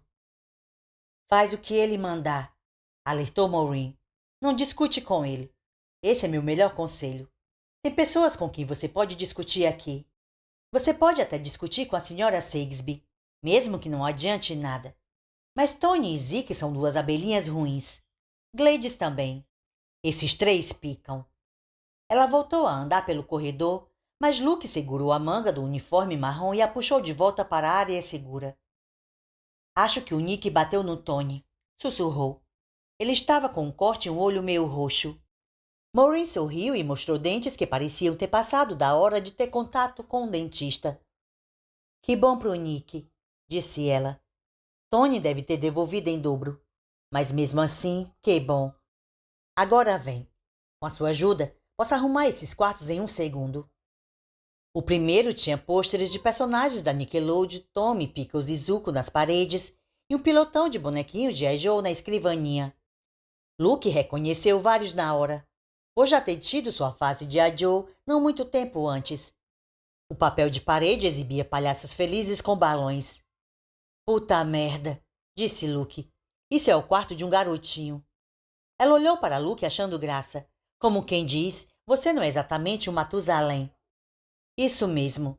O nome dele é Avery Dixon e, de acordo com a minha ficha, ele tem só 10 anos. Vamos começar a trabalhar. Aposto que só preciso te ensinar a fazer as pontas como em leitos de hospital uma vez. Você parece um menino que aprende rápido. 10. De volta ao quarto, Luke segurou uma das fichas na frente da câmera do laptop. Sentiu-se meio idiota fazendo isso, mas o computador se abriu na mesma hora. Primeiro mostrando uma tela azul que dizia "Bem-vinda de volta, dona". Luke franziu a testa, mas sorriu um pouco. Em algum momento antes da sua chegada, o computador pertenceu, ou foi emprestado, pelo menos, a alguém chamado Dona. A tela de boas-vindas ainda não tinha sido modificada. Alguém cometeu um deslize. Foi um deslize pequenininho, mas onde havia um podia haver outros. A mensagem de boas-vindas desapareceu, dando lugar a uma foto padrão de fundo. Uma praia deserta ao amanhecer. O dock na parte de baixo da tela era igual ao que havia no seu computador de casa, com uma diferença chamativa, mas àquela altura nada surpreendente. Não havia o ícone de selo do programa de e-mail, embora houvesse ícones de 2 provedores de internet. Foi uma surpresa, mas uma surpresa boa. Ele abriu o Firefox e digitou All Login. A tela azul voltou, dessa vez com um círculo vermelho pulsante no meio. Uma voz suave de computador disse: "Desculpe, Dave. Infelizmente não posso fazer isso." Por um momento, Luke achou que era outro deslize. Primeiro Donna e depois Dave. Mas percebeu que era a voz de HAL 9000 de 2001, uma odisseia no espaço. Não bobeira, só humor nerd. E, considerando as circunstâncias, aquilo era tão engraçado quanto uma muleta de borracha. Ele procurou Herbert Ellis no Google e foi respondido por HAL de novo. Luke refletiu. Depois pesquisou Teatro Orfeu na Avenida Hennepin. Não por estar planejando ver um show lá, nem nenhum lugar no futuro imediato ao que parecia, mas porque queria saber que informações podia acessar. Tinha que haver ao menos algumas coisas, senão para que lhe dar a conexão. O OFF, como seus pais chamavam, parecia ser um dos sites aprovados para os hóspedes do Instituto. Ele foi informado que Hamilton voltaria, a pedido popular, e que Patton Oswalt se apresentaria lá no mês seguinte. Você vai rachar de rir. Tentou pesquisar a escola Broderick e conseguiu entrar no site sem problema. Tentou o Sr. Gris, seu orientador, e foi respondido por HAL. Ele estava começando a entender a frustração do Dr. Dave Bowman no filme. Luke cogitou fechar o computador, mas pensou melhor e digitou Polícia Estadual do Maine no campo de busca. Seu dedo parou acima do botão, quase o apertou, mas recuou. Ouviria o pedido de desculpas sem sentido de HAL, mas Luke duvidava de que as coisas terminassem aí. Era bem provável que um alarme tocasse em um dos níveis inferiores. Não apenas bem provável, era certo. Eles podiam se esquecer de trocar o nome de uma criança na tela de boas-vindas de um computador, mas não esqueceriam um programa de alerta se um garoto do instituto tentasse fazer contato com autoridades. Haveria punição, provavelmente pior do que um tapa na cara. O computador que pertencia a alguém chamado Donna era inútil. Luke se encostou e cruzou os braços sobre o peito estreito. Pensou em Maureen e no jeito simpático como ela mexeu no seu cabelo. Só um pequeno e distraído gesto de gentileza. Mas isso, além das fichas, tirou um pouco da dor do tapa de Tony. Kalisha dissera que a mulher tinha uma dívida de 40 mil? Não, era provável que fosse o dobro. Em parte pelo gesto simpático de Maureen e em parte só para passar o tempo, Luke pesquisou "Estou cheio de dívidas, socorro". O computador liberou acesso a todos os tipos de informação sobre o assunto, inclusive uma quantidade de empresas que declaravam que acabar com essas malditas contas seria moleza, bastando para isso que o devedor fizesse uma única ligação. Luke duvidava, mas achava que algumas pessoas não duvidariam, e era assim que ficavam soterrados de dívidas. Mas Maureen Alphonson não era uma dessas pessoas, ao menos de acordo com Kalisha. Ela disse que o marido de Maureen tinha se endividado antes de sumir do mapa. Talvez fosse verdade, talvez não. De qualquer modo, haveria soluções para o problema. Sempre havia. Descobri-las era a motivação para aprender. Talvez o computador não fosse inútil afinal. Luke foi até as fontes que pareciam mais confiáveis e logo mergulhou de cabeça nos assuntos de dívidas e pagamentos de dívidas. A velha fome de saber tomou conta dele. De aprender uma coisa nova. De isolar e entender os assuntos centrais. Como sempre, cada informação levava a mais 3, ou mais 6, ou mais 12, e uma imagem coerente começou a surgir. Uma espécie de mapa do terreno. O conceito mais interessante, a chaveta a qual todos os outros estavam ligados, era simples, mas impressionante, ao menos para Luke. Uma dívida era um bem. Era comprado e vendido, e em algum momento tinha se tornado o centro não só da economia dos Estados Unidos, mas de todo o mundo. Só que não existia de verdade. Não era uma coisa concreta como gasolina, ouro ou diamante. Era só uma ideia, uma promessa a cumprir. Quando o aplicativo de mensagens do computador tocou, Luke balançou a cabeça como um garoto saindo de um sonho vívido. De acordo com o relógio do computador, era quase 5 da tarde. Ele clicou no ícone do balão na parte de baixo da tela e leu o seguinte. Senhora Sagsby. Oi, Luke. Eu cuido dessa espelunca e gostaria de ver você. Ele pensou e digitou. Luke, eu tenho escolha? A resposta chegou imediatamente. Senhora Sagsby. Não. Emoji de sorriso. Pega sua carinha sorridente e enfia no... Houve uma batida na porta. Ele foi até lá esperando o Gladys, mas dessa vez era Haddad, um dos caras do elevador. Quer dar uma volta, garotão? Luke suspirou. Me dá um segundo. Tenho que calçar meus tênis. Beleza. Haddad o levou até uma porta depois do elevador e usou um cartão magnético para destrancá-la. Eles percorreram a curta distância até o prédio da administração juntos, espantando os insetos. 11.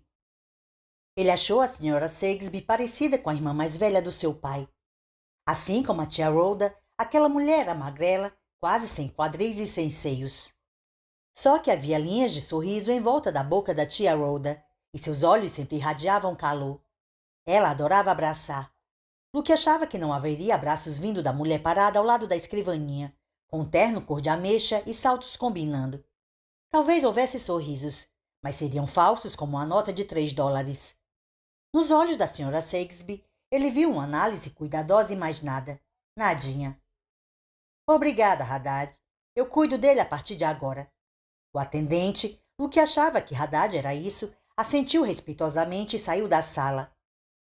Vamos começar com uma coisa óbvia, disse ela. Nós estamos sozinhos. Passo mais ou menos uns 10 minutos com cada novato pouco depois de sua chegada. Alguns, desorientados e com raiva, já tentaram me atacar.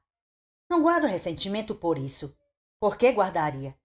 Nossos visitantes mais velhos têm 16 anos e a média de idade é de 11 anos e 6 meses. Crianças, em outras palavras, e as crianças têm controle de impulso ruim nos melhores momentos. Vejo comportamentos agressivos assim como momentos de aprendizado, e eu os ensino. Vou precisar ensinar você, Luke. Não sobre isso, disse Luke. Ele se questionou se Nick foi um dos que tentou botar a mão naquela mulherzinha arrumada. Talvez ele perguntasse depois. Que bom. Sente-se, por favor. Luke se sentou na cadeira diante da mesa dela e se inclinou para a frente com as mãos unidas entre os joelhos. A Sra. Sagsby se sentou, o olhar de uma diretora que não toleraria baboseira, que trataria qualquer besteira com rigor. Luke nunca tinha conhecido um adulto implacável antes, mas achava que podia estar de frente para um agora. Era uma ideia assustadora, e seu primeiro impulso foi rejeitá-la como algo ridículo. Ele descartou esse impulso. Era melhor acreditar que ele só tinha tido uma vida protegida. Era melhor e mais seguro acreditar que ela era o que ele achava que ela era, a não ser e até que ela provasse o contrário. A situação era ruim, não havia dúvidas sobre isso. Enganar a si mesmo seria o pior erro que ele poderia cometer. Você fez amigos, Luke, Isso é bom, um bom começo. Você ainda vai conhecer outras crianças durante seu tempo na parte da frente. Duas delas, um garoto chamado Avery Dixon e uma garota chamada Ellen Sims, acabaram de chegar. Estão dormindo agora, mas você vai conhecê-las em breve. Ellen talvez antes do apagar das luzes, às 10. Avery talvez durma a noite toda.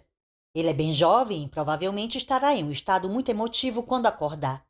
Espero que você o coloque debaixo da sua asa, como sei que Kalisha, Iris e George farão. Talvez até Nick, embora nunca se saiba exatamente como Nick vai reagir. Nem o próprio Nick, devo dizer. Ajudar Avery a se aclimatar à nova situação vai servir para você ganhar fichas, o que, como você já sabe, é o meu primário de trocar aqui no Instituto. Só depende de você, mas vamos estar vigiando. Sei que vão, pensou Luke, e ouvindo. Menos nos poucos lugares em que não conseguem. Supondo que Maureen esteja certa a respeito disso. Seus amigos lhe passaram uma certa quantidade de informação, algumas precisas, algumas bem erradas. O que vou contar agora é totalmente preciso, então escute com atenção. Ela se inclinou para a frente, as mãos abertas em cima da mesa, os olhos nos dele. Seus ouvidos estão abertos, Luke, porque eu não sou de ficar me repetindo. Sim. Sim o quê? Ela foi ríspida, apesar de permanecer com o rosto calmo, como sempre. Ouvidos abertos, mente atenta. Ótimo. Você vai passar certa quantidade de tempo na parte da frente. Podem ser 10 dias, 2 semanas, até um mês, embora pouquíssimo dos nossos recrutas permaneçam tanto tempo. Recrutas? Você está dizendo que eu fui escolhido? Ela deu um aceno brusco. É exatamente o que estou dizendo. Tem uma guerra em andamento e você foi convocado para servir ao seu país. Por quê? Só porque de vez em quando eu consigo mover um copo ou um livro sem tocar neles? Isso é por cala a boca. Quase tão chocado com essa interrupção quanto tinha ficado com o tapa de Tony, Luke calou a boca. Quando eu falo, você escuta. Você não interrompe. Fui clara? Sem confiar na própria voz, Luke só assentiu. Não é uma corrida armamentista, e sim uma corrida mental. E se perdermos, as consequências serão mais do que terríveis. Serão inimagináveis. Você pode ter só 12 anos, mas é um soldado em uma guerra não declarada. O mesmo vale para Kalisha e os outros. Você gosta? Claro que não. Os convocados nunca gostam e às vezes precisam aprender que existem consequências para não seguir ordens. Acredito que você já tenha aprendido uma lição neste assunto. Se você é tão inteligente quanto seus registros dizem que é, talvez você não precise de outra. Mas se precisar, vai ter. Aqui não é a sua casa. Aqui não é a sua escola. Você não vai simplesmente ganhar uma tarefa a mais, nem vai ser enviado para a sala do diretor. E nem vai ser suspenso. Você será punido. Está claro? Sim. Para crianças boazinhas, fichas. Para as malvadas tapas. Ou pior. O conceito era apavorante, mas era simples. Você vai receber uma quantidade de injeções. Vai passar por uma bateria de testes. Sua condição física e mental será monitorada. Você vai acabar sendo promovido para o que chamamos de parte de trás, e lá vai receber certos serviços para executar. Sua estadia na parte de trás pode durar até 6 meses, mas o tempo médio de serviço ativo é só de 6 semanas. Depois, suas lembranças serão apagadas e você vai ser enviado para casa, para os seus pais. Eles estão vivos? Meus pais estão vivos? Ela riu, um som surpreendentemente alegre. Claro que estão vivos. Nós não somos assassinos, Luke. Quero falar com eles, então. Me deixe falar com eles e farei tudo o que vocês quiserem. As palavras saíram antes que ele percebesse como a promessa era imprudente. Não, Luke. As coisas ainda não estão claras. Ela se encostou, apoiando outra vez as mãos abertas na mesa. Não se trata de uma negociação. Você vai fazer o que nós quisermos de qualquer jeito. Acredite em mim em relação a isso e vai poupar a si mesmo de muita dor. Você não vai ter contato com o mundo externo durante seu tempo do instituto, e isso inclui seus pais. Você vai obedecer a todas as ordens, vai cumprir todos os protocolos. Mas não vai, embora talvez existam algumas exceções, achar as ordens árduas ou os protocolos pesados. O tempo vai passar rápido e, quando você nos deixar, quando acordar no seu quarto numa bela manhã, nada disso terá acontecido. A parte triste, ao menos na minha opinião, é que você nem vai saber que teve o grande privilégio de servir ao seu país. Não vejo como isso é possível, disse Luke, falando mais para si mesmo do que para ela. Esse era seu jeito de falar quando alguma coisa, um problema de física, um quadro de Manet, as implicações das dívidas em curto e longo prazo, tinha sua atenção total. Tantas pessoas me conhecem. O pessoal da escola, as pessoas com quem meus pais trabalham, meus amigos. Vocês não podem apagar a memória de todos. Ela não riu, mas sorriu. Talvez você fique muito surpreso com o que podemos fazer. Nós terminamos aqui. Ela se levantou, contornou a mesa e estendeu a mão. Foi um prazer conhecer você. Luke também se levantou, mas não apertou a mão dela. Aperta minha mão, Luke. Parte dele queria. Velhos hábitos eram difíceis de largar, mas ele manteve as mãos nas laterais do corpo. Aperta. Eu prometo que você vai desejar ter apertado. Não vou mandar de novo. Ele viu que ela estava falando sério. Ele apertou a mão dela. Ela segurou a mão dele. Apesar de não ter apertado, ele percebeu que ela era muito forte. Os olhos dela encararam os dele. Talvez a gente se veja por aí, como dizem, mas espero que essa seja a sua única visita à minha sala. Se for chamada aqui de novo, nossa conversa vai ser menos agradável, entendeu? Entendi. Que bom. Sei que é um momento sombrio para você, mas se você fizer o que mandarem, vai voltar a ver o sol. Acredite em mim. Agora vá. Ele saiu, mais uma vez se sentindo como um garoto num sonho, ou como Alice, que caiu no buraco do coelho. À sua espera, Haddad estava conversando com a secretária ou assistente da senhora Shakespeare. Vou te levar para o quarto. Fica perto de mim, tá? Nada de sair correndo para as árvores. Eles saíram e começaram a andar na direção do prédio residencial. Mas Luke parou quando uma onda de tontura surgiu. Espera, pediu ele. Um minuto. Ele se inclinou e segurou os joelhos. Por um momento, luzes coloridas dançaram diante dos seus olhos. Você vai desmaiar? Perguntou Haddad. O que você acha? Não, disse Luke. Só preciso de mais uns segundos. Claro. Você levou injeção, né? Levei. Haddad assentiu. Alguns de vocês reagem assim. Reação tardia.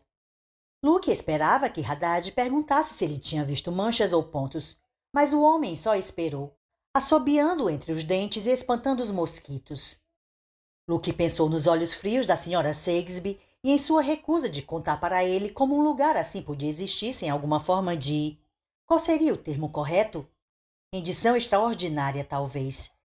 Era como se ela o estivesse desafiando a fechar a conta. Se você fizer o que mandarem, vai voltar a ver o sol. Acredite em mim. Ele só tinha 12 anos e entendia que sua experiência de mundo era limitada. Mas de uma coisa ele tinha quase certeza. Quando alguém dizia acredite em mim, essa pessoa costumava estar mentindo descaradamente. Está melhor? Pronto para ir, meu filho? Estou. Luke se impertigou. Mas não sou seu filho. Haddad sorriu. Um dente de ouro brilhou. Por enquanto é. Você é filho do Instituto, Luke. É melhor relaxar e se acostumar. 12. Quando eles estavam dentro do prédio residencial, Haddad chamou o elevador, disse tchau animal e entrou. Luke foi na direção do quarto e viu Nick Wilson sentado no chão, em frente à máquina de sorvete, comendo chocolate com creme de amendoim. Acima dele havia um pôster com 2 esquilos desenhados e balões de quadrinhos saindo de sua boca sorridentes. O da esquerda dizia, viva a vida que ama. O outro dizia, ame a vida que vive. Luke ficou olhando para isso perplexo. Como você chama um pôster assim em um lugar desse, gêniozinho? Perguntou Nick. Ironia, sarcasmo ou sacanagem? Os 3, disse Luke, se sentando ao lado dele. Nick ofereceu o pacote de Reese's. Quer o outro?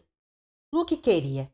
Ele agradeceu, tirou o papel barulhento que protegia o doce e comeu o copinho de chocolate com creme de amendoim em 3 mordidas rápidas.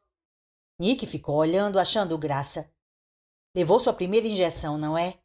As injeções fazem a gente ter vontade de açúcar. Você pode não ter muita fome no jantar, mas vai querer a sobremesa. Pode apostar. Já viu algum ponto? Não. Então se lembrou de se inclinar e se apoiar nos joelhos enquanto esperava a tontura passar. Talvez. O que são? Os técnicos chamam de luzes Stasi. São partes da preparação. Só levei algumas injeções e quase não fiz nenhum teste estranho porque sou TC pós. Assim como George e Chá são TC pós. Quem é comum leva mais, ele pensou. Bom, nenhum de nós é comum. Caso contrário, não estaríamos aqui. Mas você sabe o que eu quero dizer. Eles estão tentando ampliar nossa capacidade? Nick deu de ombros. Por que estão preparando a gente? Para o que acontece na parte de trás. Como foi lá com a puta rainha? Ela fez o discurso sobre servir a seu país? Ela disse que fui convocado. Parece mais que fui coagido. Nos séculos 17 e 18, quando os capitães precisavam de homens para a tripulação dos navios. Eu sei o que é coagir, Luke. Eu frequentei a escola, sabe? E você não está errado. Ele se levantou. Vem, vamos para o parquinho. Você pode me dar outra aula de xadrez. Acho que só quero deitar, disse Luke. Você está meio pálido mesmo. Mas o doce ajudou, né? Admita. Ajudou, concordou Luke. O que você fez para ganhar uma ficha? Nada. Maureen me deu uma antes do fim do turno dela. Alicia está certa sobre ela. Nick falou isso quase contrariado. Se tem uma pessoa boa nesse palácio de merda, essa pessoa é ela. Eles chegaram na porta do quarto de Luke. Nick levantou o punho e Luke bateu nele. Vejo você quando a campainha tocar, gêniozinho. Até lá, alegria.